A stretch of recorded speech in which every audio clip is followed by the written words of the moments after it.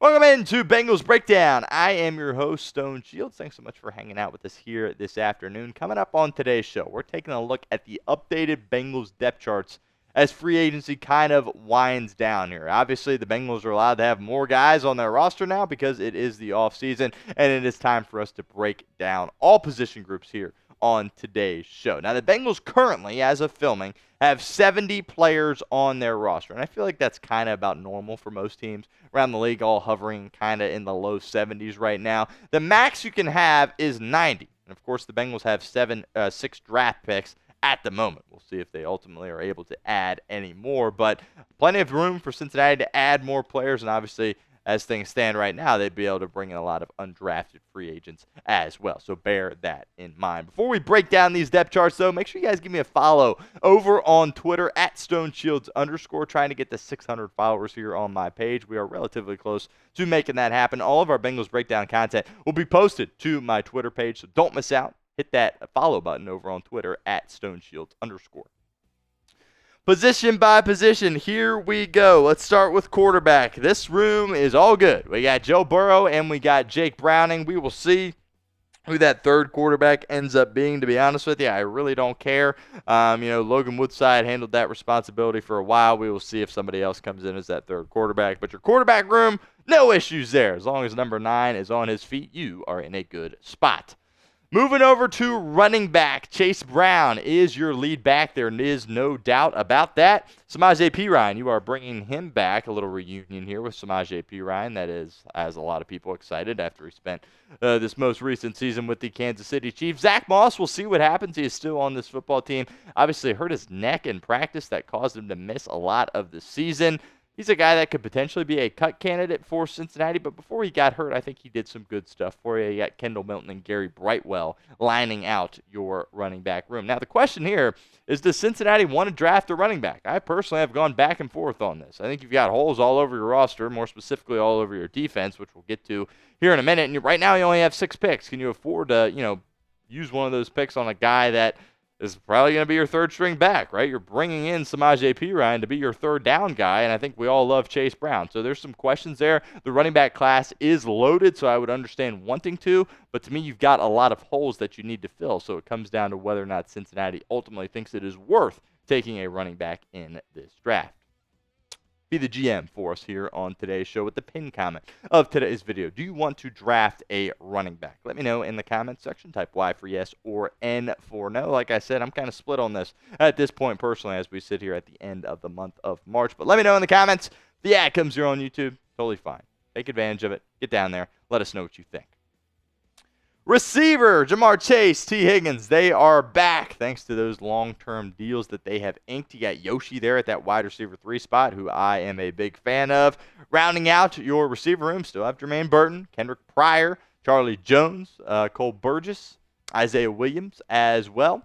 And look, receiver is a room where I think you're chilling at that spot. I'm cool running it back with this exact room when you're talking about the Cincinnati Bengals. I have no issues with that. You can win with these guys that you have in this room. And you're obviously hoping that Charlie Jones can kind of, show you something. He's gotten banged up these past couple of years, missed most of last season with those tissue injuries there. So, he's really the only question mark for me in that room, but I think you got a lot of winning football in that room. Run it back with those guys. I have no issue with that.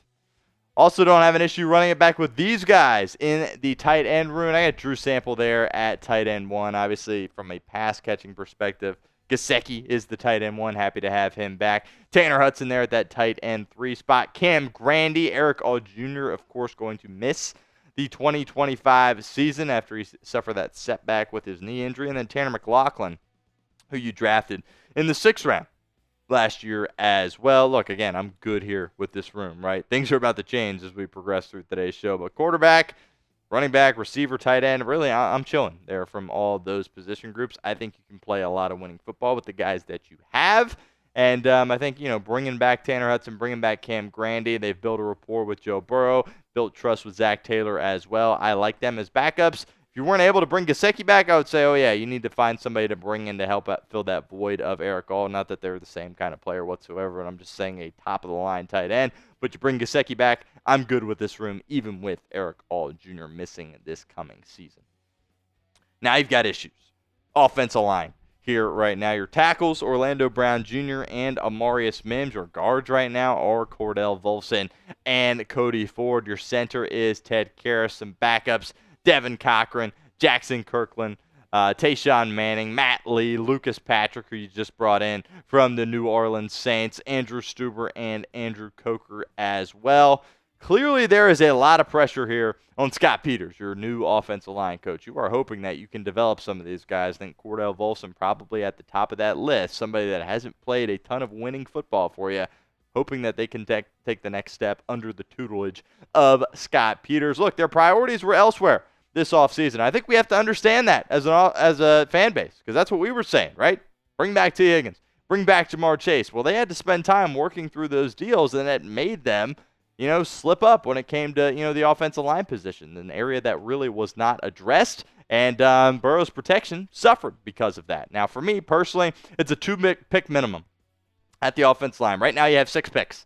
I'm looking to have at least 2 of them be on the offensive line. We will see if ultimately Cincinnati decides to do that, but for me, it's very clear you need to take at least 2 in this coming draft. We'll continue with our show here in a moment, but first, a shout-out to our friends over at Prize Picks because they are the sponsor of today's show. Prize Picks is the best place to get real money sports action with over 10 million members and billions of dollars in awarded winnings. Prize Picks has made daily fantasy sports accessible to all. You just pick more or less on at least 2 players for a shot to win up to 1,000 times your cash. Run your game all season long on Prize Picks. Prize Picks is the best way to get action on sports in over 30 states, including California, Texas, and Georgia. The app is really easy to use. To create a lineup, all you have to do is pick more or less on a few player stats for your shot to win up to 1,000 times your money. They also offer the flex play here at Prize Picks. This is what we're rolling with here for some season-long flex play slates when you're talking about professional football for next season. Going with the less than on Jared Goff passing yards. Also going with the less than on Travis Kelce receiving yards, as well as the less than on rushing yards for Jaden Daniels. So a lot of less thans that we're rolling with here at Chat Sports. Best thing about the flex play, you don't need to get all of those correct. You can miss one of those picks and still have an opportunity to double your money. So download the app today. Use code CLNS. Get $50 instantly after you play your first $5 lineup. Again, download the app. Use code CLNS. Get $50 instantly after you play your first $5 lineup. It's Prize Picks. Run your game. Let's talk defensive tackle here on today's edition of Bengals Breakdown. You're bringing back B.J. Hill, who was a free agent, re-signing him. T.J. Slayton, bringing him in from Green Bay. And Chris Jenkins Jr. and McKinley Jackson, your draft picks last year. Kind of rounding out that room. Only have 4 defensive tackles here at this point, so you're obviously going to add somebody at some point. I'm pretty fired up about T.J. Slayton. At the production, the numbers necessarily didn't pop out at you from Green Bay, but you have a reunion with Jerry Montgomery, who coached him in Green Bay. And, of course, is now the Bengals defensive line coach as well. So hopefully that chemistry can really show itself on the field as well. He's a massive guy, and I think he's a major step up from Sheldon Rankins as well. I'm really fired up about T.J. Slayton. You need big steps from Chris Jenkins Jr. and McKinley Jackson. I think bringing in T.J. Slayton takes some of the pressure off of them, but you still need them to, kick it into that next gear and really show that you can be, foundational pieces for our defense going forward. I feel a lot better about this room with Sheldon Rankins leaving, T.J. Slayton coming in, but still a lot more needs to be done. As I talked about, only 4 guys there at that defensive tackle position on your roster at this point. So you're going to add at some point, whether it be through the draft or possibly free agency, with still some guys out there. I know Calais Campbell, as of filming, is still available. Also, you'll have plenty of undrafted free agents you can look at as well. Who do you want the Bengals to draft in round 1? Let me know in the comments of today's show. Be honest with us. Be realistic, but be honest with us. Be honest with us. Get some names for us in the comments right now. Let's get to edge rusher here on today's show. Trey Hendrickson. Hopefully he is back with Cincinnati. Joseph Osai is back on a 1-year deal, as is Cam Sample. You got Isaiah Thomas, Myles Murphy and Cedric Jackson rounding at that room at this point. You need some serious improvement from Joseph Osai and Myles Murphy in particular. Murphy, of course, you drafted a couple of years ago in the first round, and he has been a bust to this point. Hopefully, Al Golden can get things turned around for Myles Murphy, and you can start to see a little bit more production at that spot. But both of these guys need to be a lot better. Now, most people will say Cincinnati needs to pick an edge guy in the first round, and I don't have a problem with taking an edge guy, but you also got to make sure you're taking the right one. Keep in mind there is a new coach here, so you might see some development with some of these guys along the offensive line. Obviously, there's a new coordinator in Al Golden, but as I was talking about, new coach along your defensive line in Jerry Montgomery could boost some of these guys when you're talking about Cam Sample, Myles Murphy, Joseph Osai, into becoming better players. But you can't force picking an edge, right? Now, if there's an edge there sitting for you at 17 that you love, absolutely take him. But don't take a guy just because he plays edge. If there's a safety that you love or a linebacker that you love or an offensive lineman that you love, take them. Don't force the edge pick. There will be opportunities later for you in the draft to perhaps get an edge as well. Really important you don't force that. Moving on to linebacker, another area that needs to be addressed for this Bengals football team. Still have Pratt here on this depth chart, but I would be shocked if he was back with Cincinnati. Logan Wilson is your clear-cut LB1. Of course, you brought in Oren Burks from Philadelphia. In free agency, you got Shaka Hayward, you got Muma Jongmeta, and you got Craig Young as well. I want to be very clear here. I'm happy about bringing in Oren Burks, but he's not a starter. He cannot be Logan Wilson's running mate. I don't think that would be a good situation for the Cincinnati Bengals. If he wants to fill in that Akeem Davis-Gaither role, great. I think that's what he would be, good at filling in, that kind of position and those kind of reps and snaps on the football field. You're looking at another draft pick that I think you need to allocate towards that linebacker spot. So let's think about this for a second. You got 6 of them. I said I want 2 offensive linemen. You need an edge rusher. You probably need a defensive tackle as well. Now I'm saying linebacker, you're running out of picks, and you haven't even addressed, the secondary of your defense yet at all either, or running back. I know some people want to take running back as well. So the Bengals are going to run out of picks pretty quickly here if they don't make a move to perhaps get more. So that's something that, with a team that has a lot of holes, you got to understand that you got to go out there and make sure you are hitting these picks. Obviously, that comes down to Duke Tobin and Zach Taylor. But I also think Muma Jongmeta, kind of a wild card at this linebacker spot. I've been a fan of him since Cincinnati scooped him up as an undrafted free agent out of Wisconsin. And I still think he can do good things for you. Could he be a guy that plays a lot of snaps out there? He did good on special teams for you, and he's a guy that's a sure tackler. Or there's some speed concerns with him, sure. But, Jongmeta is a guy that might be able to carve himself out a bigger role in this Bengals defense. And to be honest with you, I'm here for it. Don't miss out on any Cincinnati Bengals news. We've got you covered here at the channel, youtube.com/BengalsTV. Hit that sub button for me right now. Let's get to the back end of this defense. And, man, you've got some problems. Here you got CTB still at that cornerback 1 spot, despite the fact he got benched multiple times this past year. I put DJ Turner back in at CB2. Obviously had the clavicle injury that cut his season short. And then Mike Hilton still doesn't have a home, but the Bengals haven't re-signed him. So I put Dax Hill in that nickel spot. You've got other guys, Marco Wilson, who you're bringing back, Nate Brooks, Lance Robinson, Josh Newton, who showed some promise, DJ Ivey, who I'm a fan of, Jalen Davis, and Micah Abraham. I'm kind of at a loss for words here. The Bengals are acting like they've got a good situation going here at corner, and the reality is they don't. And they're kind of just running it back with these same guys. A lot of these guys, by the way, got benched for each other throughout the whole season, and you haven't added any new pieces to this room. I think you're in desperate need of a veteran. You weren't able to do that as well. I think really you just got to hope for health and improvement. If Dax Hill was able to stick around throughout the whole year, I think you look different. I think he might even make the playoffs. Dax Hill was about to break out. Duke Tobin said that at the NFL Combine. Same thing with DJ Turner. He really was finally playing some good football for you before he got hurt against L.A. But you've got new coaching. You've got Al Golden.